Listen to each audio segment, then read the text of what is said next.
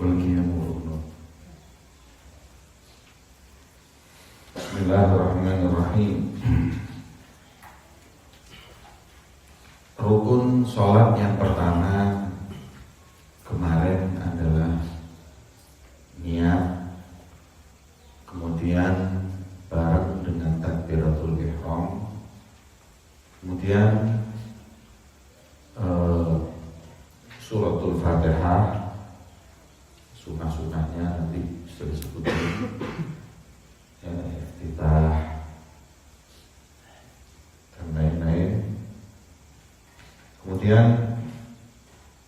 setelah suratul Fatihah baca surat sunnah, bukan rukun.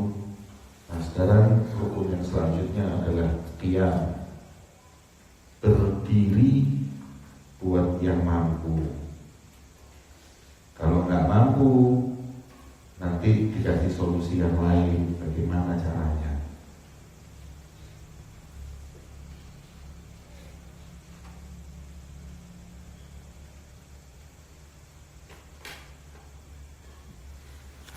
Kita mulai.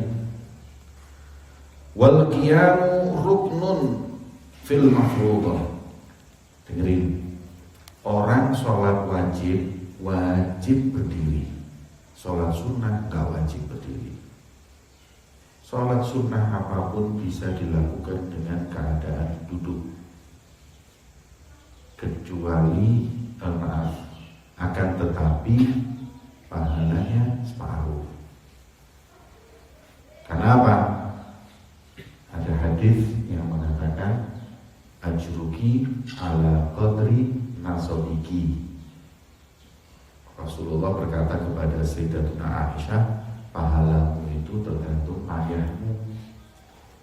Ya, itu walaupun hadis itu bukan untuk masalah sholat duduk dan berdiri, tapi kaidah mengatakan al-ibrah bi umumil lafzi la bi khususi sabab.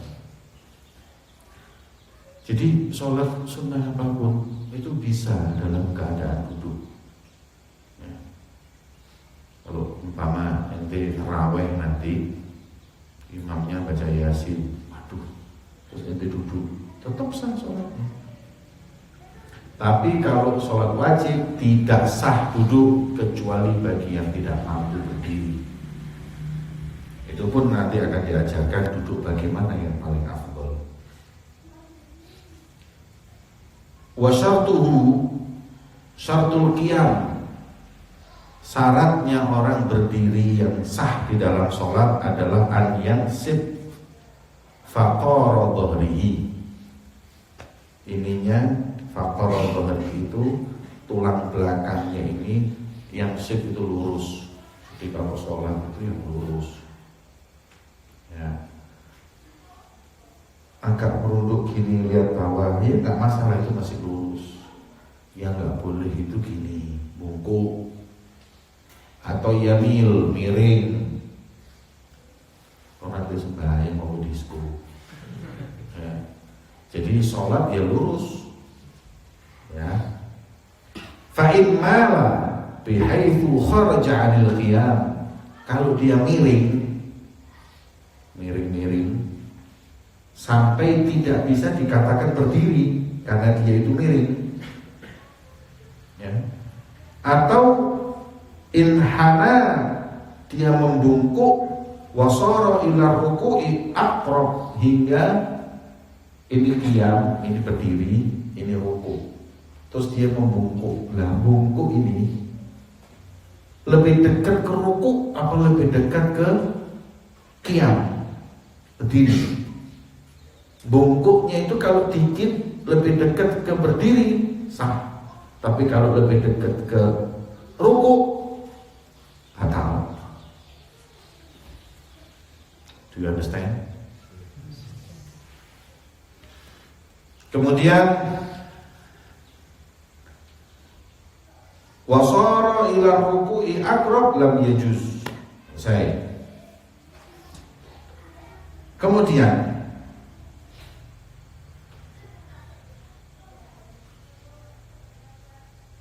walau taqawwasa dhahruhu, Taqawwasa itu diambil dari kalimat Gaus. Gaus itu apa? Hah? Gaus itu apa Gaus? Gaus itu Ghostbuster, hantu. Nah, Gaus itu dalam bahasa Arab panah itu. Panah itu kan gimana panah itu? Kan gini, ini pegang tangan kiri, kan miring gini. Terus ini lurus, terus gini. Maknanya Gaus itu kayak panah. Lau taqawwasa, kalau orangnya memang dasarnya bungkuk seperti panah, seperti busur panah. Taqawwasa. Gimana kalau dianya seperti itu?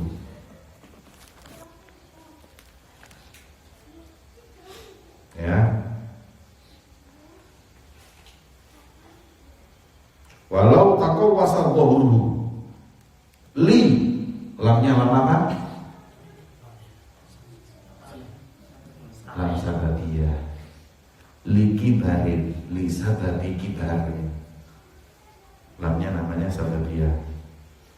Bukan lam, ya, bukan lam mukai, bukan lam taklil, tapi dia itu lam sababiyah, li sabab kibar, karena tua. Karena ada orang tua kan berdirinya gini. Ya, ada nggak orang tua yang terus bungkuk ini? Halas. Ya, kalau dia itu membungkuk karena sebab tua atau yang lain, mungkin na'udzubillah pernah jatuh hingga akhirnya dia nggak bisa lagi lurus jalan kemana-mana rukuk.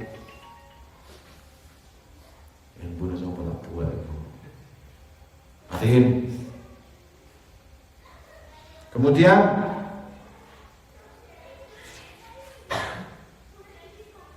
hatta sara karakiin, hingga akhirnya keadaannya ini seperti orang rukuk. Gimana hukumnya? Waqafa kadzalik, tetap hukumnya buat dia keadaan seperti rukuk tadi itu, karena tua, karena kecelakaan dan lain-lain, tetap diwajibkan untuk berdiri walaupun rukuk.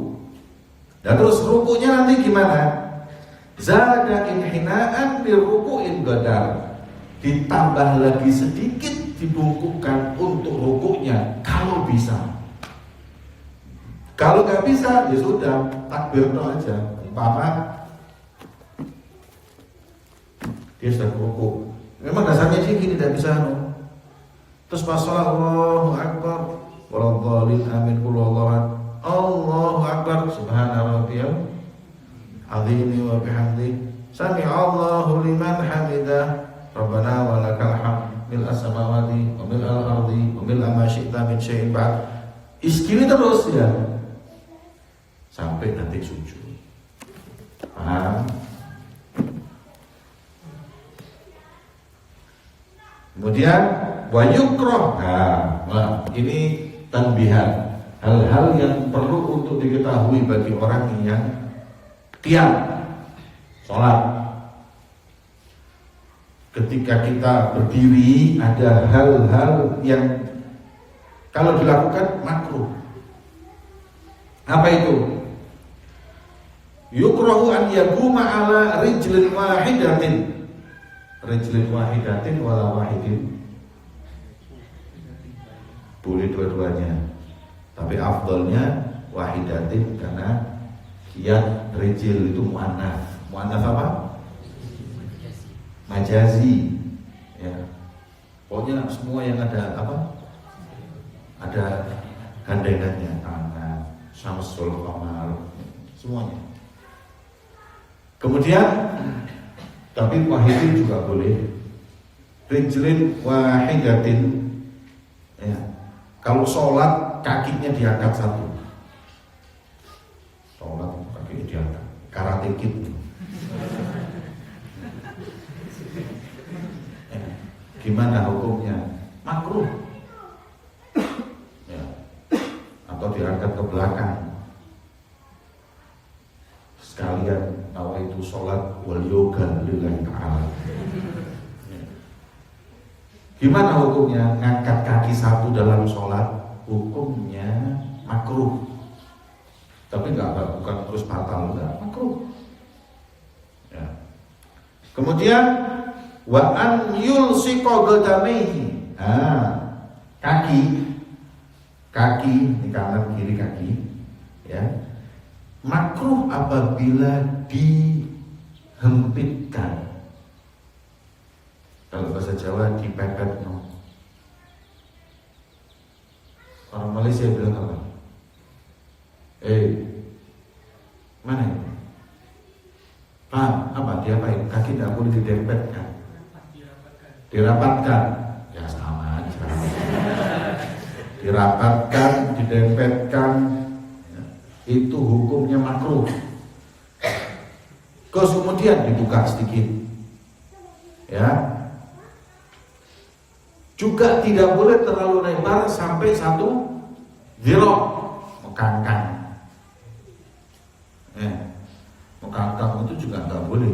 Lebih dari 1 dhira', ini 1 dhira', ini kaki sama kaki, lebih itu juga nggak boleh. Akhirnya nggak pantas lah. Sembahyang mekangkang lah, kurang dilihat ya kayaknya. Kok namanya jadi kiper atau sembahyang? Jadi yang biasa, mepet nggak boleh, terlalu lebar juga tidak boleh. Pokoknya jangan sampai di atas 1 dhira'. Kemudian wa'an yuqaddima ihdahuma 'alal ukhra. Kaki kalau sholat itu antara kanan dengan kiri sejajarkan. Gimana hukumnya kalau dimajukan satu di belakang satu gini? Sah sholatnya, tapi makruh. Makruh. Begitu pula makruh kalau sholat itu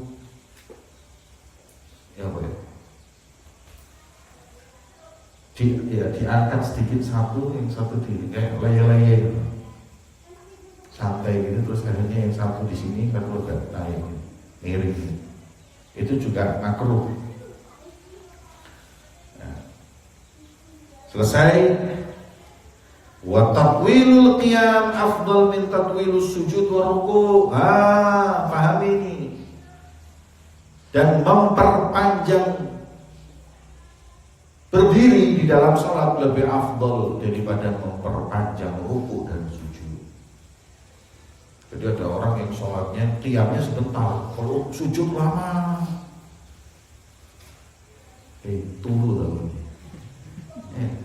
tidur apa semuanya belum tempat yang keadaan yang paling dekatnya hamba kepada Tuhannya adalah dia dalam keadaan sujud. Makanya saya kepingin berlama-lamaan. Nah, kalau ulama mengatakan afdolnya memperpanjang waktu berdiri. Loh kenapa? Karena paling capek. Selalu pahala itu buat yang paling capek itu paling besar. Ya, itu kaidah sudah. Setiap tambah capek, setiap di situ tambah. Kayak ente sekarang ini mondok, nggak boleh keluar, nggak boleh apa-apa gara-gara corona. Insyaallah corona. Gara-gara corona nanti pahalanya besar. Nggak keluar, nggak apa. Pokoknya nyatri capek sekarang dibanding hari-hari sebelumnya. Ya alhamdulillah. Anak juga bosan lihat TV tiap hari. Pahalanya besar. Tatwilul qiyam afdal min tatwilis sujud wa ruku'. Walaupun ada pendapat yang mengatakan di akhir sholat kalau pas sendiri di kamar atau pas di masjid malam hari qiyamul lail sujudnya dilamakan enggak apa-apa. Kalau perlu nangis di waktu sujud selama tidak ada yang lihat. Gak ada yang lihat. Ustaz, anak kepingin sujud, gak ada yang lihat. Tapi pondok repot, kecuali di kamar mandi. Boleh gak anak dengan sejadah di kamar mandi? Hukumnya apa? Makruh. Ya, makruh kamar mandi sembahyang. Karena itu tempat kotor, banyak najis. Walaupun sah, mau pakai sejadah, nggak sah. Ya. Tapi makruh. Kemudian wa yubahu an-naflu qa'idan wa muttaji'an ma'al qudra 'alal qiyam. Dan kalau sholatnya itu enggak wajib, berdiri juga tidak wajib, duduk boleh, bahkan iltija pun boleh. Apa iltija itu hadirin? Iltija itu ini bantal gitu, kiblat di sana, terus sholat. Apa iltija itu? Bahasa Indonesianya iltija itu apa? Berbaring. Ya, berbaring. Kalau terlentang ke belakang istilqa. Kalau istilqa terlentang, kalau berbaring seperti ini. Itu santai. Jadi kayaknya itu untuk pahala sholat itu banyak mestinya. Duduk. Tapi sujud, duduk di antara dua sujud, sujudnya, kemudian tahiyat duduk seperti biasa. Ya, gantinya berdiri aja, dan rukuk itu dan i'tidal itu duduk. Contoh nih, saya duduk nih, saya sholat. Sholli sunnatan qabliyah wal isya. Rakaatain lillahi ta'ala. Allah Akbar. Duduk aja, duduk gini. Boleh duduk bersila. Tapi paling afdalnya iftirash. Duduk itu apapun boleh. Mai sama gurut. Ustaz, anak mau duduk tapi duduknya gini boleh, enggak duduknya. Selama namanya duduk boleh. Duduk gini boleh. Duduk apa? Ente coba ente.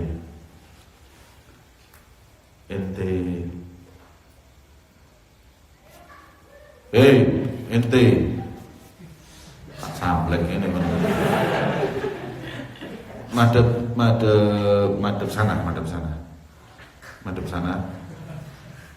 Kurang ke sini, maju sini.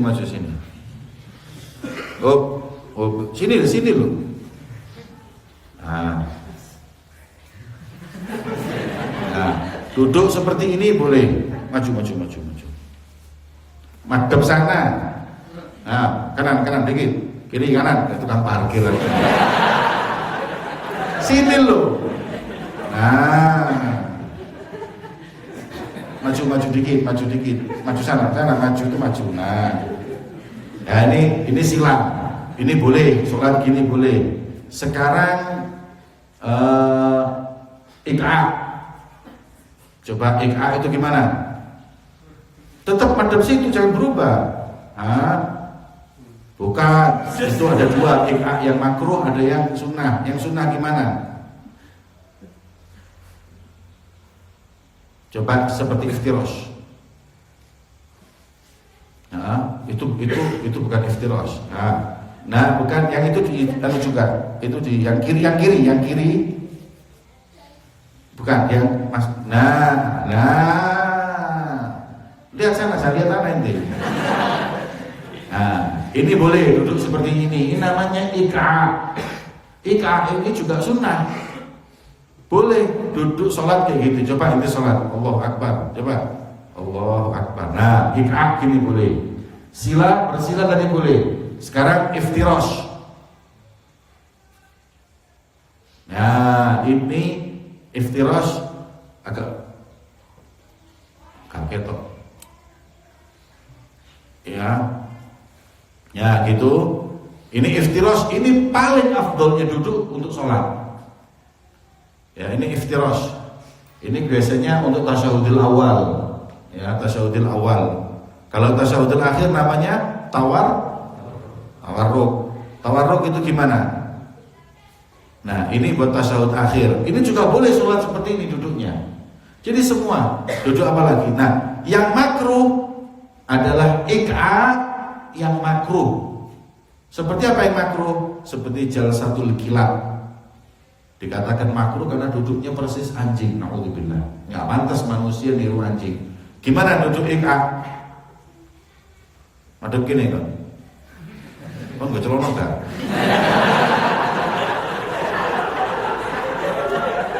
Gimana? Nah, itu makruh. Sholat gini. Ya, sholat gitu hukumnya. Ya, modal sekali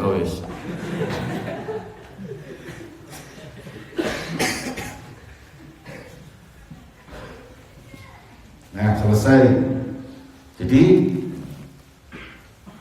itu tadi sholat sunnah dengan duduk apapun hukumnya boleh. Mau sila, mau bersila, mau apapun boleh, selama namanya duduk. Di kursi juga boleh. Tapi ingat, nanti ketika sujud ya sujud, ya harus nempel, harus sujud. Selesailah sudah al-qiyam 'alal qadir atau al-qiyam. Selanjutnya tsumma yarka'u. Selanjutnya kemudian ruku'. Ya, ruku'.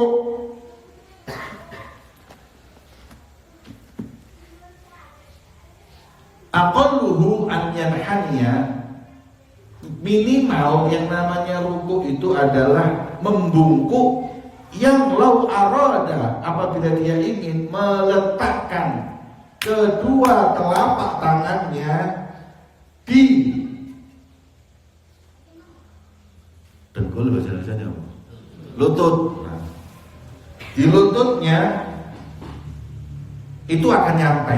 Itu sahnya ruku'. Supaya itu lagi berdiri, cuy, harus balu-balulan tenang. Jangan ini kaget. Karena hafal sandiwara. Berdiri. Oh, pas. Nah, madep sini dikit. Nah, ruku, ya, yang terkenal hari kita. Ruku itu ialah membungkuk yang apabila kedua telapak tangan disentuhkan ke lutut nyampe. Coba ente ya membungkuk paling pokoknya jangan terlalu bungkuk, seberapa mampunya nempel, tapi yang paling lama. Ah, wes gitu. Lah ini berarti minimal. Nah, tangannya coba diangkat. Tangannya toh, itu tidak usah. Loh, taruh di sebelah sini. Nah, kalau ruku tangannya seperti ini gimana? Sah apa tidak? Selama kedua telapak tangan itu kalau diletakkan di dengkul, dengkul mana ini? Di lutut itu, lutut berarti apa? Sah. Coba sekarang Anda mau tanya, ente ruku kayak tadi itu tarik. Nah, kalau ente taruh bisa enggak? Ente taruh di lutut bisa? Bisa. Ente lepas, taruh lagi. Nah, berarti kan dia itu bisa diletakkan, tapi dia nggak meletakkannya tangan. Coba kayak tadi taruh di sini. Rukuk seperti ini sah, tapi makruh. Sunnahnya meletakkan kedua telapak tangan di. Nah, terus, jangan gerak terus. Sabar. Ya, ini minimalnya rukuk, tapi afdolnya dibungkukkan lagi sampai lurus. Ayo. Nah, lihat apa? Tempat sujud. Nah, ini afdolnya seperti ini. Tadi minimalnya saja. Ya, guys. Mulia kan.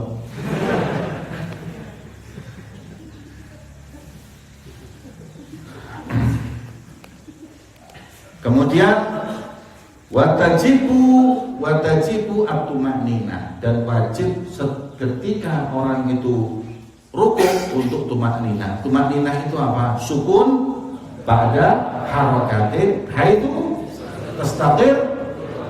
Nah, tenangnya setelah bergerak sampai semua anggota badan itu pada tempatnya. Jadi Allahu Akbar. Sudah sukun pada harokat.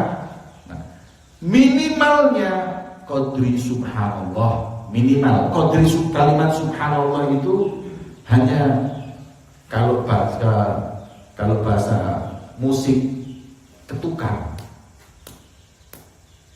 Berapa ketukannya, berapa lama? Nah, ketukannya itu qadri subhanallah. Jadi Allahu Akbar ya minimal subhanallah. Sami Allah liman hamidah.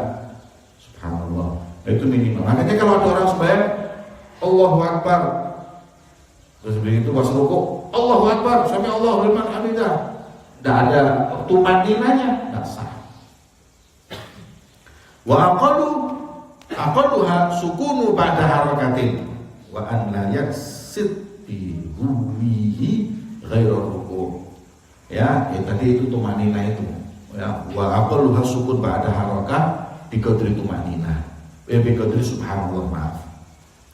Kemudian rukukmu itu harus dilakukan because di rukuk yang memang niat rukuk, bukan rukuk yang dilakukan karena hal yang lain.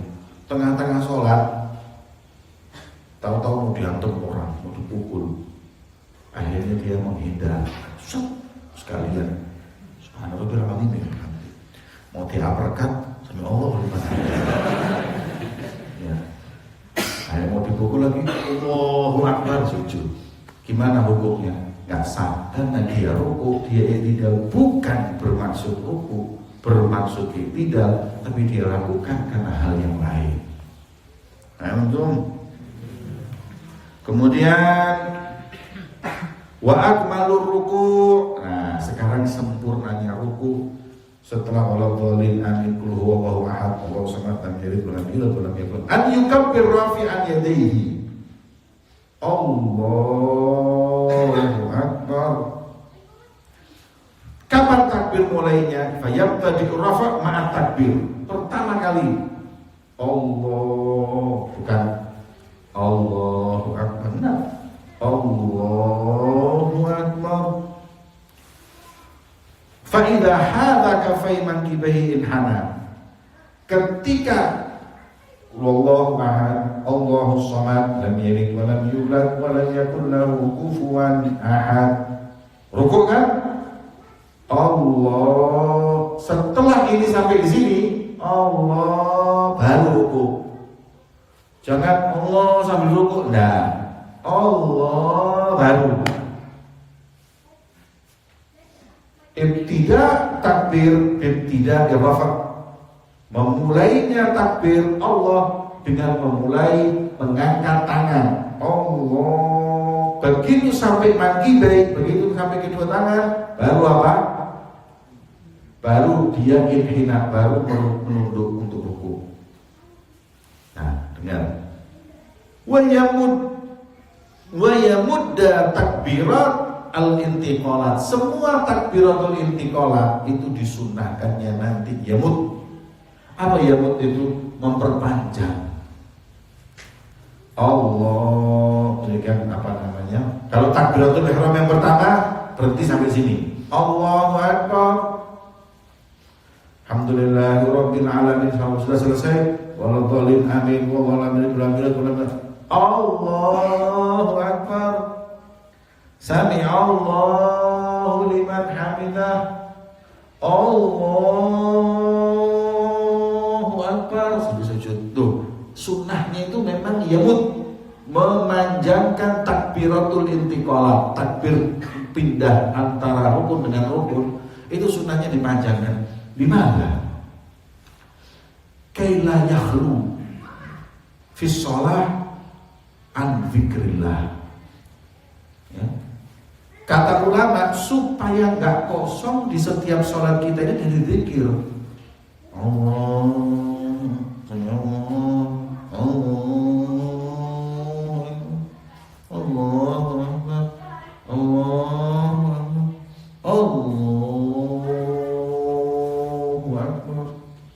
dari sujud ke qiyam juga gitu. Bukan Allahu Akbar. Allahu Akbar. Kan akhirnya ada beberapa gerakan yang di situ ada takbirnya. Nah, ini kata ulama seperti itu supaya enggak kosong dalam gerakan kita daripada zikir. Di mana? Di Bejuri ya. Kemudian wa yadha' yadayhi ala rukbatayhi mufarraqatil asabi'. Nah, kemudian kata kemana Bang? ketika ruku,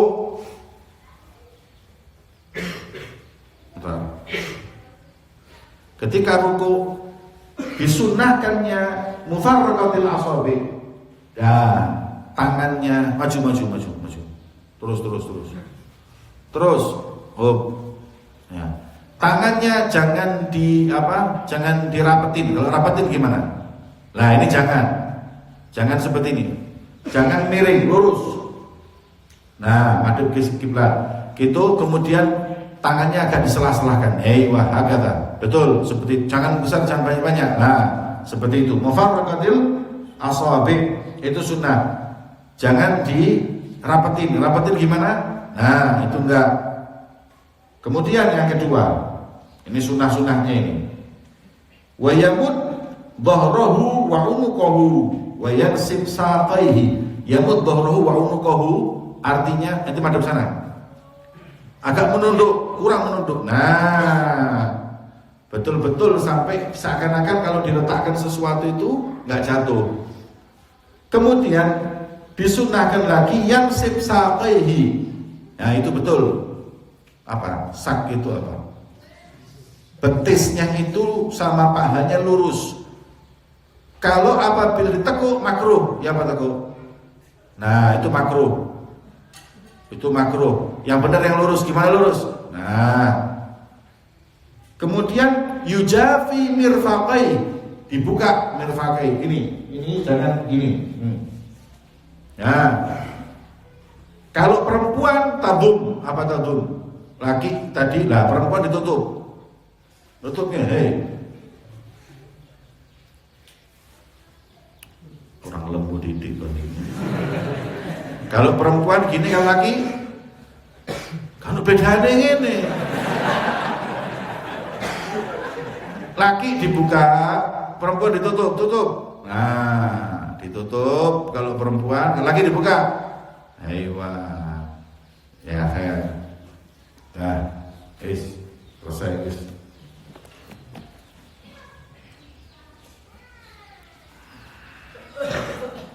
Kemudian wayamud dhahrahu wa unuqahu wa yansib saqi wa yajfi an jambihi wal mar'ah tentu wa yaqul, kemudian bacanya subhana rabbiyal azimi, wa fi riwayah ditambah wa bihamdih, boleh ya, ditambah wa bihamdihi boleh, enggak pakai ya boleh. Loh Ustaz, gimana? Yang afdal gimana? Enggak apa-apa, semuanya boleh.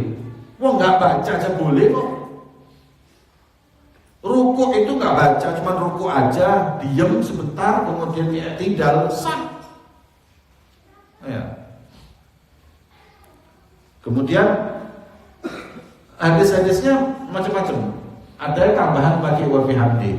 Nah, yang wa bihamdi ini didhaifkan oleh sebagian ulama. Tapi yang lain mengatakan enggak dhaif, hasan, boleh. Jadi hadis itu memang beda pendapat. Ada yang mendhaifkan, ada yang tidak. Lah yang mendhaifkan jangan menyalahkan yang pakai wa bihamdi. Jangan terus main tuduh bid'ah. Kalau pakai wa bihamdi bid'ah. Bid'ah itu berarti dolala, sesat masuk neraka. Masuk gara-gara wa bihamdi melulu. Masuk akal malaikat masukkan fulan neraka kenapa? Wa bihamdi. Memang fin mukhalada. Min fin dijabatin min fin. Ya, kalau tidak paham, akal aja tidak bisa terima. Masuk gara-gara malaikat masuk ke neraka kenapa? Kalau sebenarnya wa bihamdi. Dan muji Allah ini wa bihamdihi, dan dengan pujian untuknya. Apa neraka? Masuk akal. Jadi boleh subhana rabbiyal azimi, boleh ditambahi wa bihamdihi. Boleh dua-duanya. Kemudian wahwa adnal kamal itu minimal. Kalau mau sempurna lagi wa yazidu. Bagi siapa yang yazid? Munfarid atau imam yang makmumnya ridho diperpanjang sholatnya. Nah, kayak saya di masjid sini. Ini kan bukan masjid yang di jalan umum, yang orang banyak mondar mandir, banyak asing yang sholat di situ. Saya nggak tahu, mungkin ada yang capek, ada yang sakit, ada yang lainnya. Ya. Tapi kalau di pondok sini saya mau memperpanjang kan nggak masalah karena semuanya jamaah sini, jamaah masjid ini. Apa? Boleh ditambah sampai 5. Subhanallah, subhanallah, subhanallah, ditambah 5. Boleh sampai 7. Boleh sampai 9. Bahkan boleh sampai 11 dan jangan lebih dari itu. Kemudian berdoa, Allahumma laka raka'tu wa bika amantu wa laka aslamtu khasha'a laka sam'i wa basari wa mukhi wa 'azmi wa 'asabi wa mastaqallat bihi qadami. Selesai, boleh tambahan itu. Sampai namanya sholat ini kan doa. Sholat lugatan wakilah doa lebih. Sholat ini doa. Di sholat doa yang diperpanjang lebih bagus selama kita sendiri atau dengan makmum yang mahsurin. Tsumma yarfa' ra'sahu. Selesailah sudah, sekarang i'tidal. Sampai di sini dulu. Jadi sampai i'tidal. Wallahu a'lam bishawab.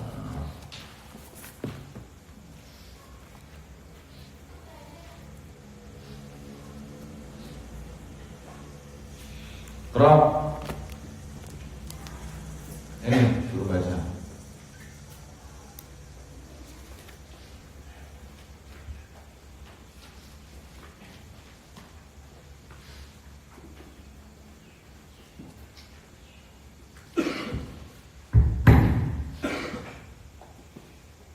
Bismillahirrahmanirrahim. Qala al-musannif radhiyallahu ta'ala anhu wa nafa'ana bihi wa barakahu wa barakakum.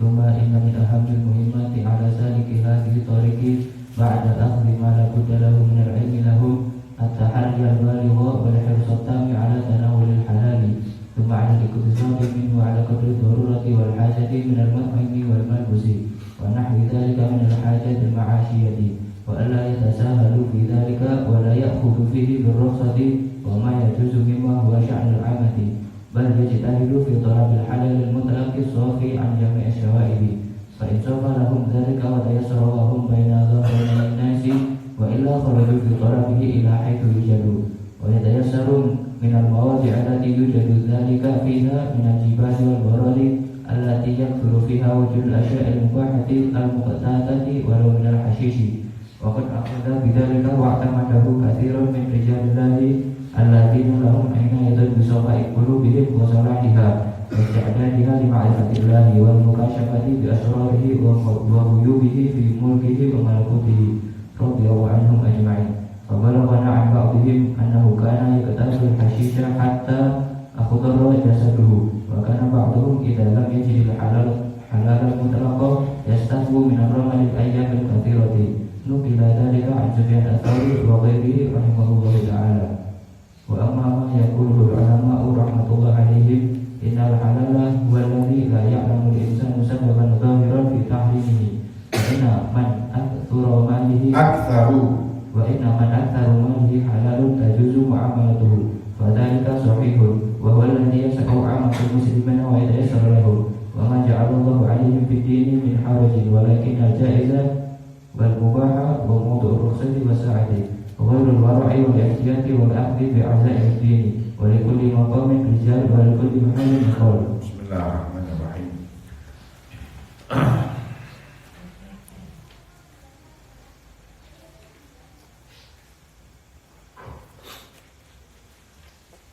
Kemudian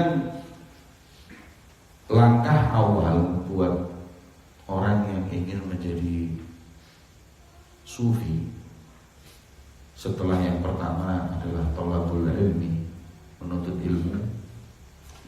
Jadi kalau mau jadi sufi, pertama kali langkahnya menuntut ilmu. Setelah menuntut ilmu, akhaf ma la budda lahu min al-ilmi at-tahari al-bal. Yang kedua adalah ijtihad, berupaya berhati-hati, wal hirs, dan mengerahkan segala kemampuan untuk tidak makan kecuali yang halal. Ya. Jadi seorang yang ingin berjalan menuju kewusul ilallah, nyampe kepada Allah. Pertama, ilmu. Nuntut ilmu dulu. Setelah nuntut ilmu, menjaga perut.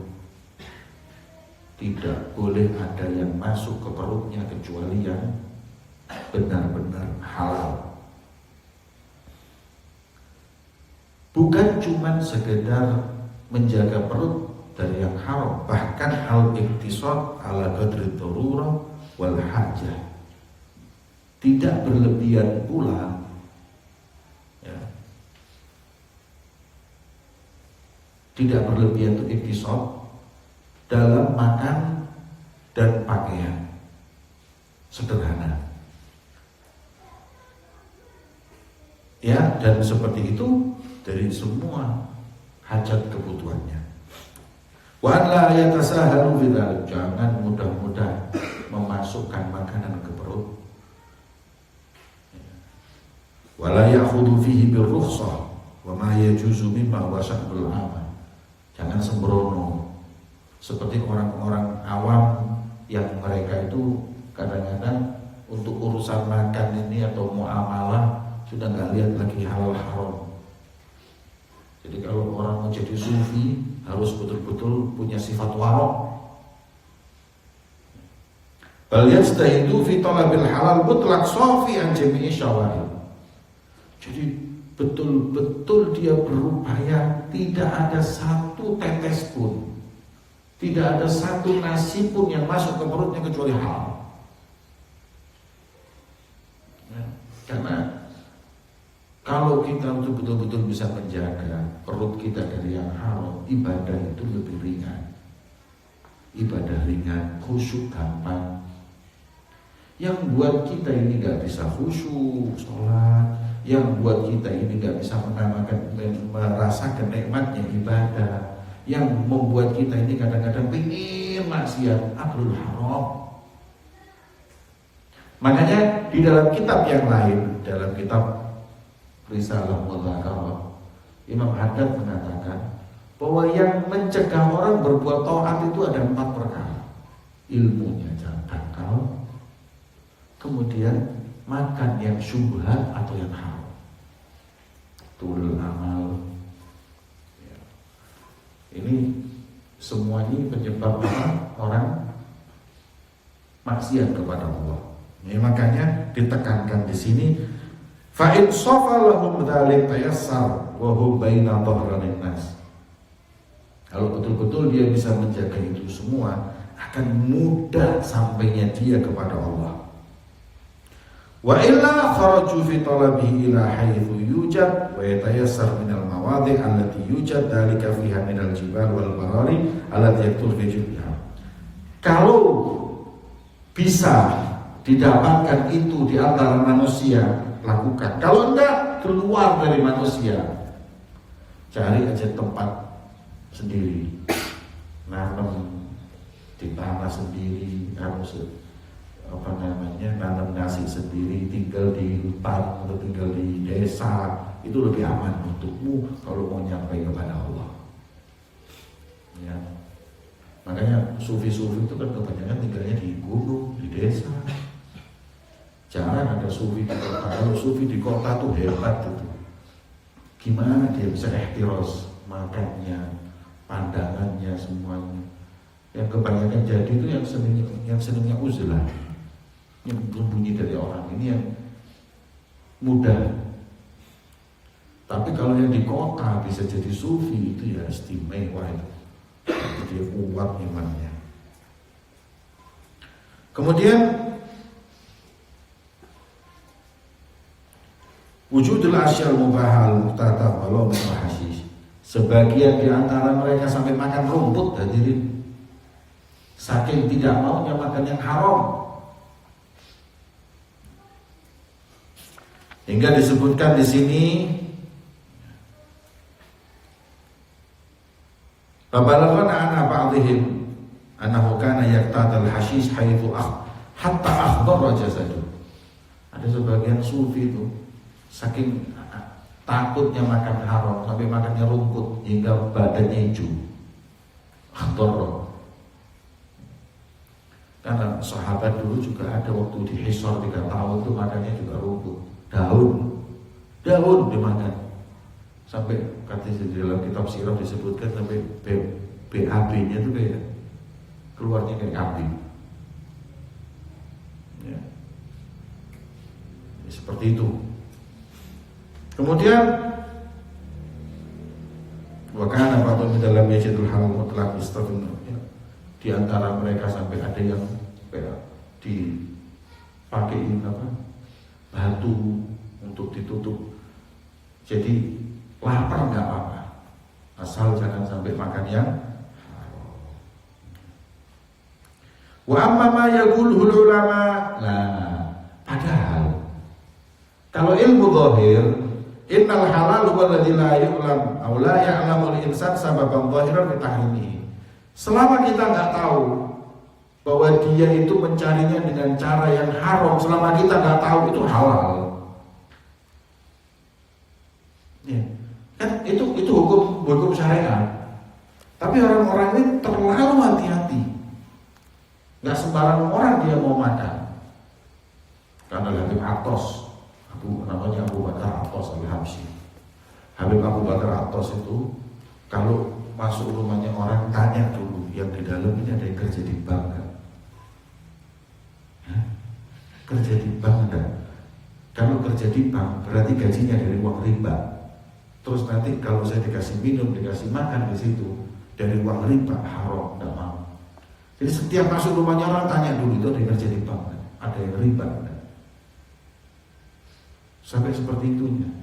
Hati-hati mereka. Padahal kadang-kadang di situ mungkin ada yang kerja di bank, ada yang tidak. Ya. Atau mungkin dia punya pekerjaan yang lain. Itu masih boleh dalam ilmu syariat. Kita makan di rumah orang yang tuan rumahnya itu kerjanya macam-macam.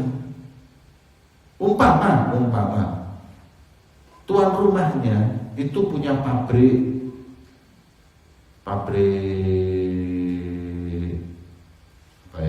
sepatu, pabrik baju, pabrik koper, 3. Selama kita nggak tahu di rumahnya itu yang kita diberikan yang makan, itu hukumnya kita boleh tahu, boleh makan di rumahnya ini. Selama kita nggak tahu kalau yang, kecuali kalau dia ngomong itu guling itu faedahnya koper itu haram nanti makan. Kan orang masuk sini jadi satu sama dia. Pabrik koper, pabrik sepatu sama busana dijadiin satu, uangnya dibelanjain. Kan kita nggak tahu. Muamalah sama dia juga gitu, nggak apa-apa. Ya, walaupun kalau mau zuhud hati-hati jangan.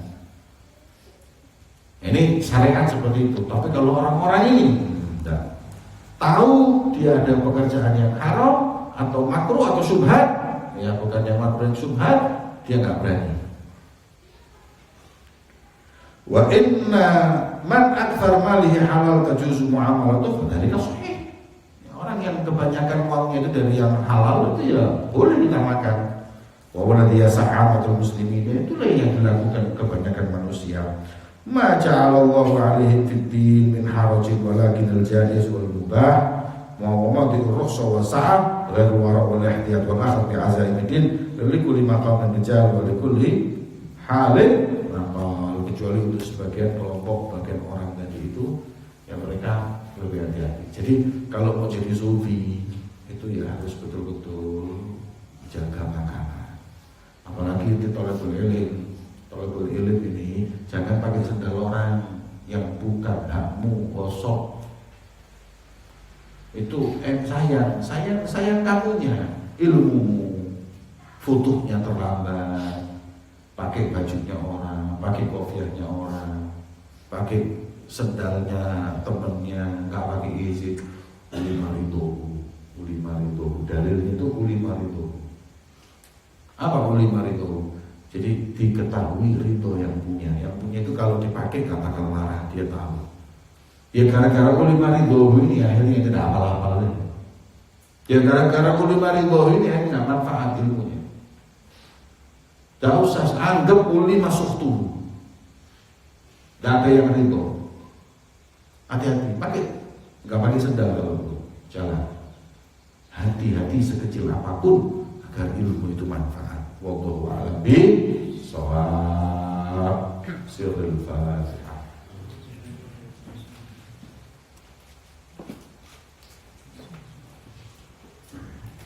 ربنا انفعنا بما علمتنا رب علمنا الذي ينفعنا رب فقهنا وفقه لنا وقرابتنا فيه مع أهل القدر أنثى وذكر رب وفقنا ووفقهم لما ترتضي قولا وفعلا كما